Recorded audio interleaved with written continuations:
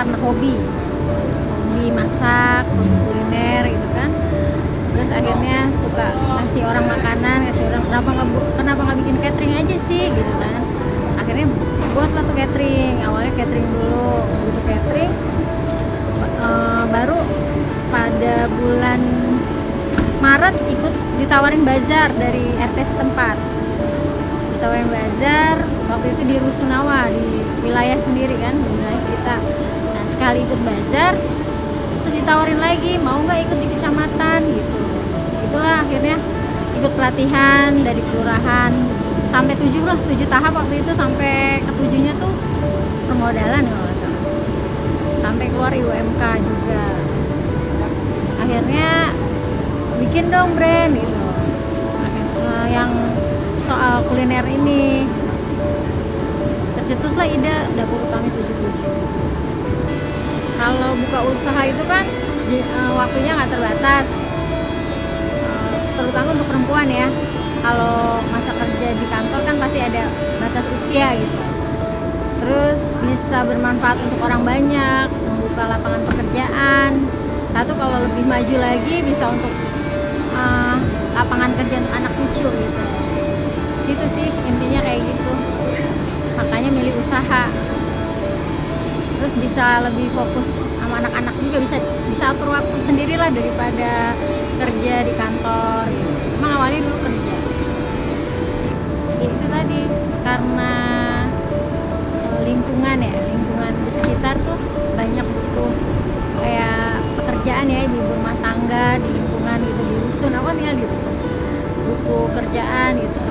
Kenapa enggak ya buka gitu, jadi kan mereka bisa punya penghasilan setiap harinya gitu. Sama untuk ya itu aset untuk anak cucu lah. Pengennya membangun brand ini bisa besar, jadi anak cucu bisa menikmati, meneruskan gitu. Namanya orang usaha, aku baru tahu nih, sebelum ikut PKT ini aku nggak paham, sempet drop gitu kan. Gini ya orang usaha, buka ruko kita ambil ruko di daerah Pelumpang, kita buka. Emang orang pasti ngomongnya enak lah, dulu nih enak nih, kenapa sih lu nggak jualan aja sih, nyobain makanan pasti gitu, kenapa sih lu nggak buka aja, lu pasti rame. Tapi nyatanya nggak seperti itu kan.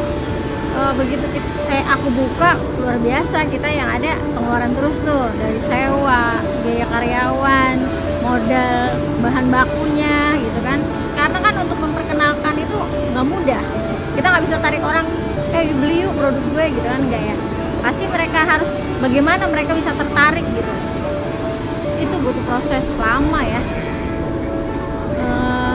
Akhirnya yang di Pelumpang itu stoknya aku tutup karena udah ada teman-teman yang mencoba gitu kan, direferensikan lah aku untuk catering di wali kota, terus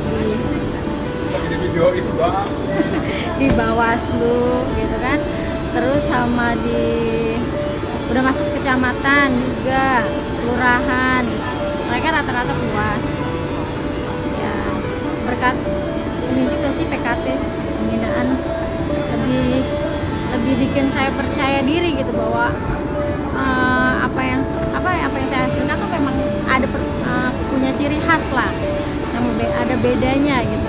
Insya Allah orang bisa mudah untuk kenal, oh ini nih dari Dapur Utami. Itu bulan April awal ikut pelatihan itu di RPetra Rusun. Itu pertama ikut di RPetra Rusun. Aku terus ikut walaupun materinya sama, 7 kali pertemuan itu sama, tapi aku selalu ikut sampai kata pembina gini, ada deh orang kecamatan bilang, kok ibu rajin banget ya. Bukan gitu Pak, pasti dalam setiap pembicara itu punya ciri khas beda-beda gitu kan, pasti ada yang bisa saya ambil di situ ilmunya. Dan setiap pembicara tuh pasti ada yang nyangkut, ada yang enggak, karena teknik mereka kan, masing-masing kita penerimaannya itu kan beda-beda. Aku ikut sampai ke-7-nya itu. Kalau nggak malu, aku terus ikut. Emang pada dasarnya setiap ilmu itu aku ikut terus. Kemarin di wali kota pun ada soal pelatihan yang e-commerce itu loh, itu juga ikut. Bagus sih program pemerintah gitu. Jadi untuk aku kan basicnya ya pendidikan cuma SMEA, nggak ada kuliah di bidang bisnis atau apa segala macam tuh nggak tahu. Tapi begitu ikut pelatihan itu membongkar pola pikir aku gitu, yang tadinya begini, yang sempet drop lah jalan usaha ini, udah capek gitu, lelah gitu kan, yang ada modal terus gitu, pengeluaran terus, hasil nggak sesuai gitu. Tapi begitu ikut ini, alhamdulillah semakin ke depan tuh semakin maju, semakin tapi memang benar, dengan kita percaya diri itu order tuh datang terus. Bahkan sekarang perusahaan swasta juga udah pakai kita, dapur kami, untuk buat tumpeng acara kantor. Jumlahnya juga lumayan gitu, banyak gitu, dan mereka puas. Itu sih yang saya ambil hikmah dari pelatihan PKT, luar biasa sih. Membangun percaya diri untuk usaha-usaha, para pelaku usaha yang memang basicnya seorang ibu rumah tangga. Seperti aku bilang tadi, keyakinan dari diri kita itu ternyata memang benar gitu. Waktu aku ikut pelatihan kan, di situ ada pembicara ya. Pembicara itu ngomong, bener gak sih gitu. Tapi setelah aku ikut 7 kali itu, bener kebuka lah gitu mindset aku. Keyakinan kita itu mendatangkan, ya maksudnya energi positif ya. Nggak ngerti ya, ini percaya nggak percaya, omset pesanan tuh luar biasa. Dari yang 1.500, 500, akhirnya rutin tuh, wali kota pesen setiap ada acara rapat, kantor-kantor, pokoknya bener lah. Kalau aku ya, setelah mengikuti itu merasa puas sih, atas program pemerintah gitu. Aku sih nggak ngelihat di sini, aku nggak ngelihat kekurangan dari pelatihan itu, tidak, karena aku ikut PKT ya, dari awal aku diberi kesempatan untuk bazar. Di situ kita dilatih sebagai pedagang, rasain bagaimana sepi, bagaimana tidak laku, dari satu tempat ke tempat yang lain, terus aja diikutin gitu. Tapi bener, awalnya dari orang yang tidak tahu, boro-boro mau menoleh, terus rasanya tuh ya Allah begini banget ya, sedangkan aku setiap bazar itu harus gotong-gotong panggangan, pokoknya udah peralatannya tuh udah kayak apa gitu, pulang dengan ya gitu, nggak ada hasil gitu kan. Tapi terus bazar ke tempat yang lain, sampai akhirnya dalam 2 jam itu langsung sold out.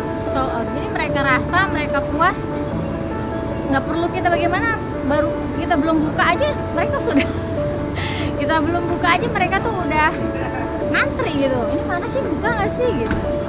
Alhamdulillah semua berkat pemerintah lah ini, berkat program pemerintah PKT yang pelaku usaha, apa ini namanya ya, mikro ya, kecil dan menengah ya, menengah kecil ya. Jadi lebih inilah, dengan itu pun tahu pentingnya. Di situ kan di pelatihan dikasih tahu packagingnya harus bagaimana menarik pembeli itu, bagaimana kita harus beda dari produk kebanyakan gitu. Karena mereka awalnya kan dilihat dulu, mereka lihat baru mereka penasaran untuk mencoba. Setelah mereka mencoba baru, walaupun rasa itu enak tapi tidak bisa memikat, menarik perhatian, jadi orang juga enggan dulu. Sempat juga kan saya ikut di program-program terdahulu gitu kan, di situ ada kutipan, tidak mudah menjadi seorang pengusaha dan tidak semua orang bisa gitu. Karena mentalnya itu loh, mental seorang pengusaha tuh luar biasa. Mungkin orang enak ya gitu, ngelihat enak ya, mereka nggak tahu prosesnya, penuh keringat, penuh sedih gitu kan, bagaimana harus capek, harus ini. Tapi ya itu mental, dengan adanya program ini mental saya dibentuk. Ini pun sama demikian, seperti ini salah satu. Kepala pengelola saya bilang, Bu Tami selamat naik kelas ya. Ternyata di sini saya menghadapi lagi tantangan yang sebelum yang pernah saya lewati ya, waktu itu dengan teman-teman sekelurahan, sekecamatan gitu kan bazarnya. Di sini kita dihadapkan lagi dengan teman-teman sekitar yang memang sudah punya nama, sedangkan saya apa gitu kan, baru gitu, belum punya.